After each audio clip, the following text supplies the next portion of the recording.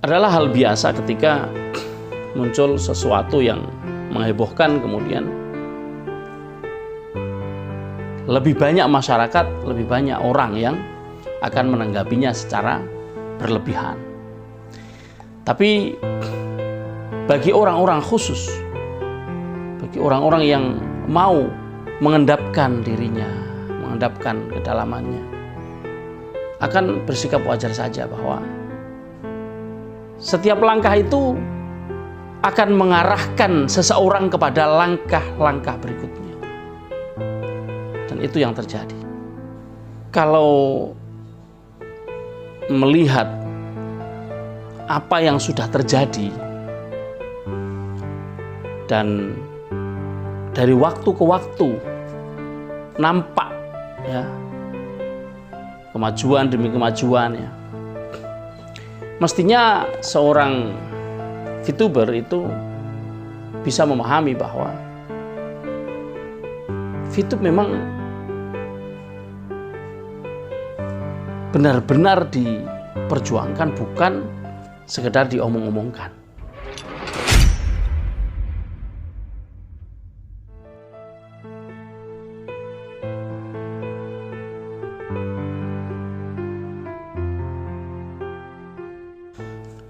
Halo, assalamualaikum warahmatullahi wabarakatuh.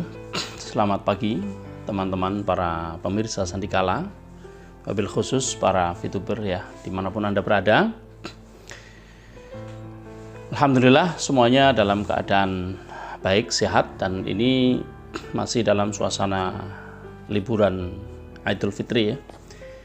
Kami segenap kru Sandikala mengucapkan selamat Hari Raya Idul Fitri 1443 Hijriah. Teriring doa, ja'alanallahu iyyakum minal aidin wal faizin wa adkhalana fi zumratil muwahhidin. Kullu 'am wa antum bi khair. Dan kami segenap kru Sandikala mohon maaf yang sebesar-besarnya atas segala salah dan khilaf, baik yang disengaja maupun yang tidak, selama kita berinteraksi melalui offline maupun melalui online di media-media sosial kami.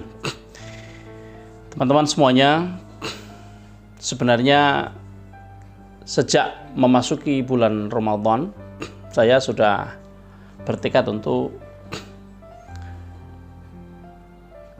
mengesampingkan konten-konten tentang VTube sementara waktu, sampai nanti VTube secara resmi boleh diumumkan atau bisa diumumkan. Namun mungkin hari ini bakal menjadi sesuatu yang berbeda, karena saya melihat dari kemarin, tadi malam sampai dini hari, dan hari ini pagi ini bangun-bangun tidur diberondong dengan gempa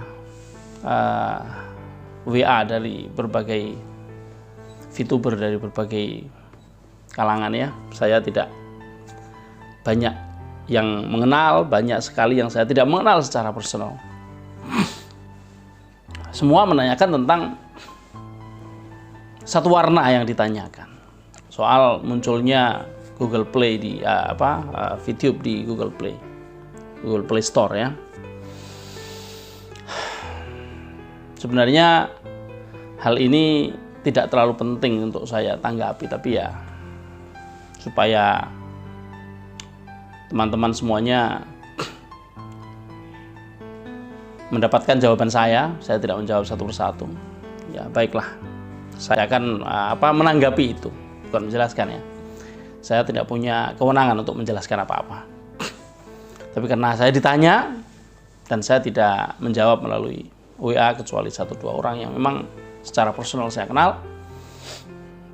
Baiklah teman-teman, sebelum menonton video saya, sebaiknya teman-teman tonton videonya Pak Effendi ya.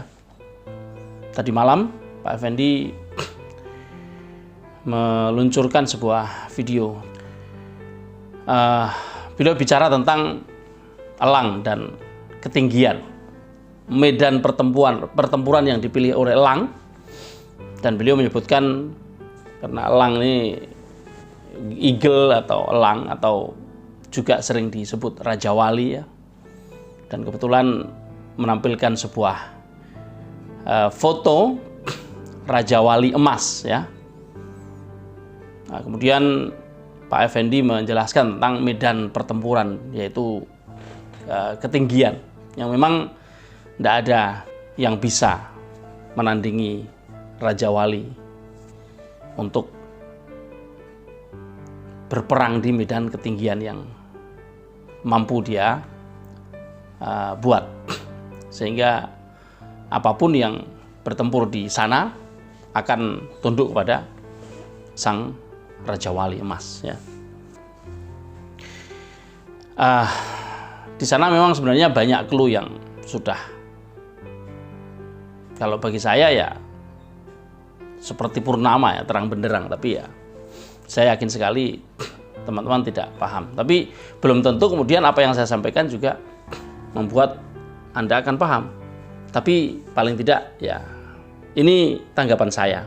Saya tidak berusaha untuk menjelaskan, saya tidak berusaha untuk membuat Anda paham, karena sebenarnya nggak penting juga Anda paham atau tidak paham. Kalau Pak Effendi mengucapkan Raja Wali Emas dan dia bicara tentang ketinggian, ya memang 3 kata itu semuanya tinggi. Raja juga setinggi-tingginya jabatan, posisi. Wali juga pasti tinggi, karena wali itu artinya pelindung. Wali murid ya kedudukannya tinggi, lebih tinggi dari murid. Dan wali-wali yang lain semuanya kedudukannya tinggi, lebih tinggi dari yang diwaliin gitu. Apalagi emas, kita tahu semua bahwa dia adalah salah satu atau satu-satunya metal dengan harga yang paling tinggi, dengan nilai, bukan kadang-kadang tidak bicara soal harga, tapi dengan nilai yang paling tinggi, bahkan bisa menjadi alat tukar. Ya, maka sebenarnya bagi yang bisa mengurai apa yang disampaikan oleh Pak Effendi ya seharusnya sudah bisa mengerti bagaimana. Tapi baiklah teman-teman, kehebohan yang terjadi karena melihat aplikasi VTube yang memang original ya, karena kalau kita lihat di situ downloadernya ada 10 juta lebih ya. Itu sudah tampil di Google Play Store ya. Secara nalar yang umum dan secara sederhana sebenarnya sudah bisa dipahami bahwa tidak mungkin Google melakukan peluncuran sebuah aplikasi dengan keinginan pihak Google, kan nggak mungkin. Pihak Google itu kan hanya menverifikasi kemudian meluncurkan ketika memang sudah syarat-syaratnya sudah memenuhi syarat. Nah, jadi syarat-syarat sudah memenuhi apa yang diminta oleh Google. Sehingga dengan demikian ya itu sudah menjadi sebuah informasi yang jelas bahwa ada seseorang atau ada satu pihak yang mengurus supaya VTube mau tampil di Google Play Store. Begitu saja kok repot. Jadi nggak usah repot-repot untuk mikir yang terlalu jauh. Semua itu kalau teman-teman pengen kembali bertanya, sebenarnya VTube ini diperjuangkan apa tidak? Kan sudah secara sharih, secara jelas, secara berulang-ulang kami semuanya menyampaikan bahwa dari dulu progres itu ada. Dari dulu VTube diurus, diperjuangkan. Itu progres itu selalu ada dan hanya butuh pengakuan bahwa oh iya ini memang diperjuangkan, oh ini memang ada progres. Jadi ketika tiba-tiba ada aplikasi VTube ini muncul di Google Play Store, ya itu bagian dari progres tersebut. Jadi nggak ada sesuatu yang istimewa gitu. Jadi saya kira teman-teman nggak usah terlalu mempermasalahkan itu. Yang lain juga banyak kan, aplikasi-aplikasi yang bahkan kalau dibuka nggak ada apa-apa, sekedar jebakan Batman juga banyak. Artinya setiap aplikasi yang muncul di pasar Google ya, Google Play Store ya, ada toko Google. Yaitu tentu ada orang yang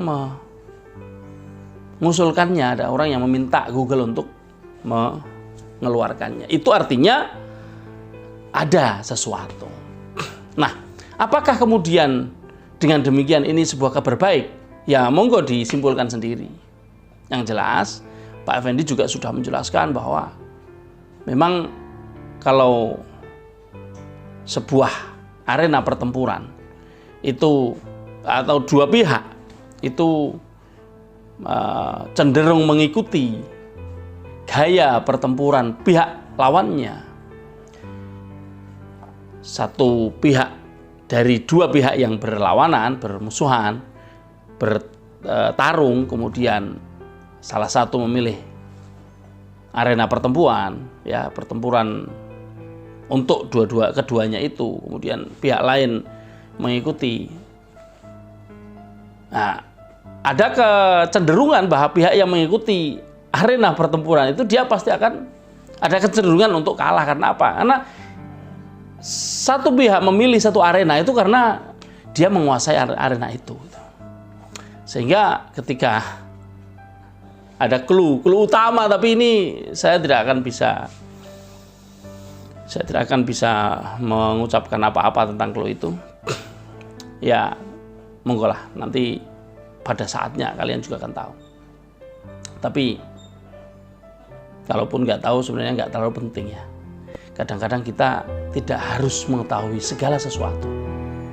Yang penting ketika sudah disampaikan kepada teman-teman bahwa ada pihak-pihak yang memperjuangkan, ya seharusnya itu cukup. Itulah yang terjadi. Sesuatu yang diperjuangkan hanya ada dua kemungkinan. Kemungkinan yang paling besar adalah yang diperjuangkan itu terjadi. Kemungkinan kedua, ya kalau Tuhan berkehendak lain. Tapi sepanjang tidak ada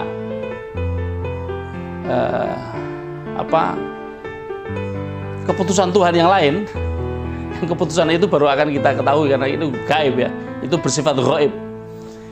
Nah, itu baru akan kita ketahui setelah terjadi keputusan itu.